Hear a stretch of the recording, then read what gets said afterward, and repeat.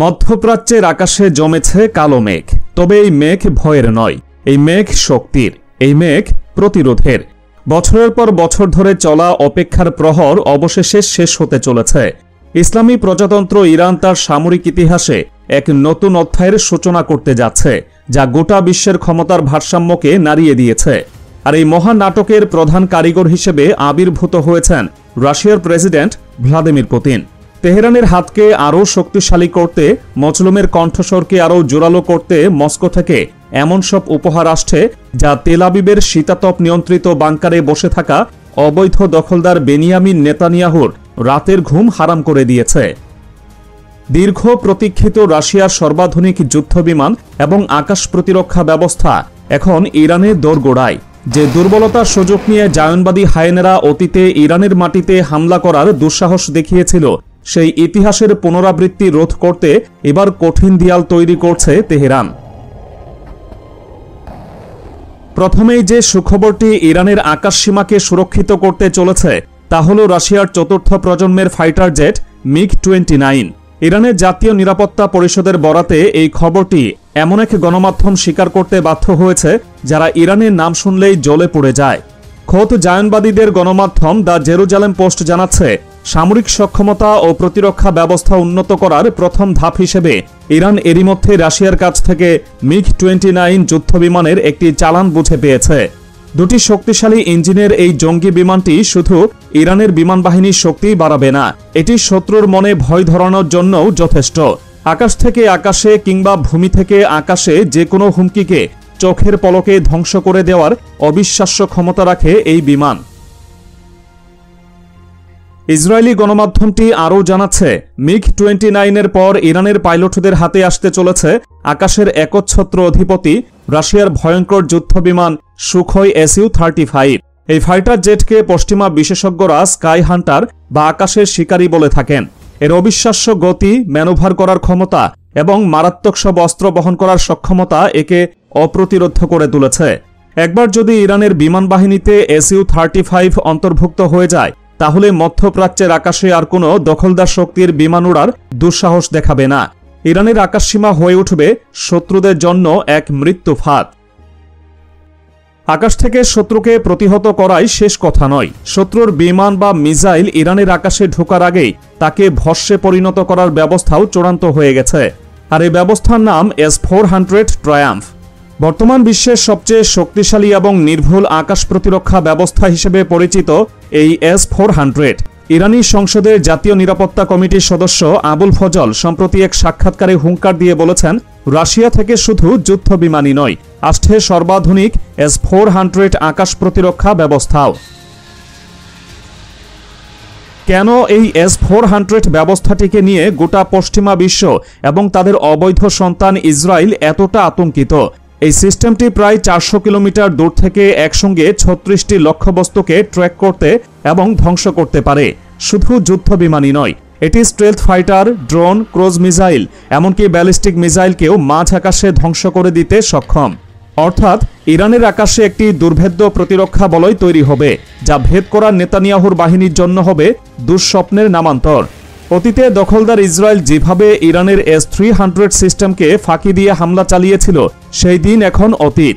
S-400 হাতে পাওয়ার অর্থ হল ইরানের দিকে ছোড়া প্রতিটি মিসাইল বা বিমান তার উৎক্ষেপণকারী দেশের জন্য লজ্জা আর পরাজয় বয়ে আনবে। আর এই প্রতিরক্ষা ব্যবস্থাকে আরও শক্তিশালী করতে ইরানের ভান্ডারে আগে থেকেই রয়েছে চীনের তৈরি HQ-9 এয়ার ডিফেন্স সিস্টেম।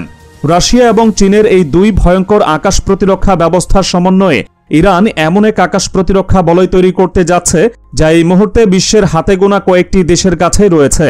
এই বিপুল সামরিক সরঞ্জাম আমদানি এমন এক সময়ে হচ্ছে যখন ইরান তার অভ্যন্তরীণ শক্তিকেও বহুগুণে বাড়িয়ে তুলেছে।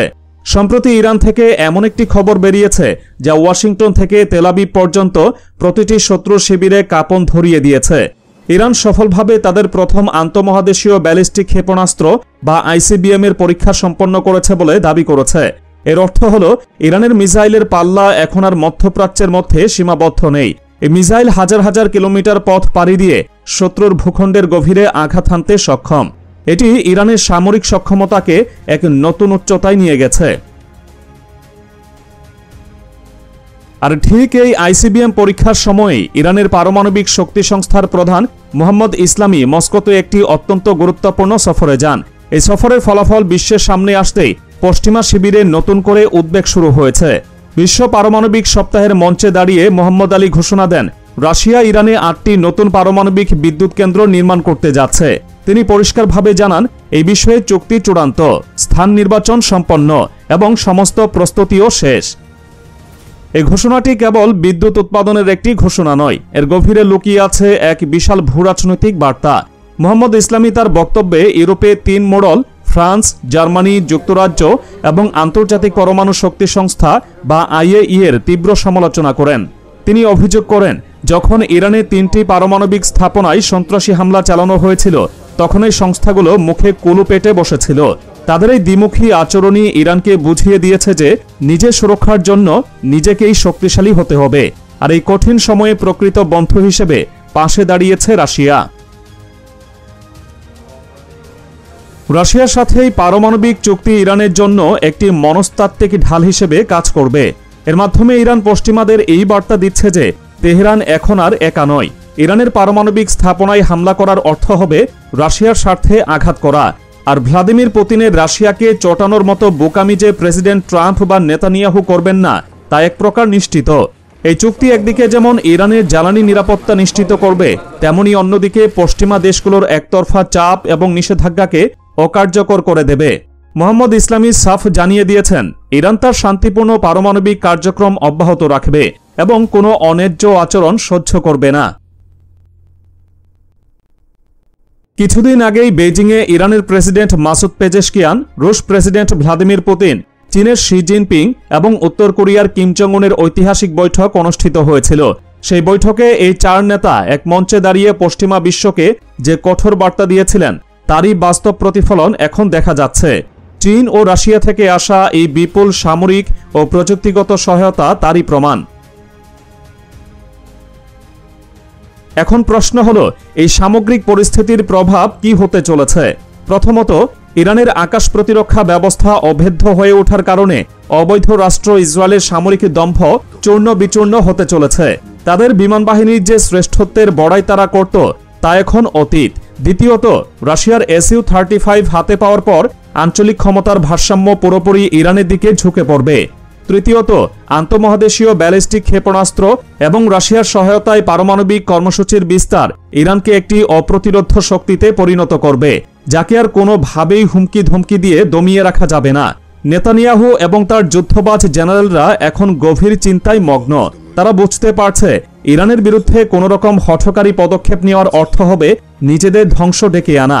যে ইরানকে তারা দুর্বল ভেবে কোণঠাসা করতে চেয়েছিল, সেই ইরান আজ তার বন্ধুদের সাথে নিয়ে ফিনিক্স পাখির মতো জেগে উঠছে। অপেক্ষার পালা শেষ, এবার শুরু হচ্ছে ইরানের উত্থানের নতুন অধ্যায়।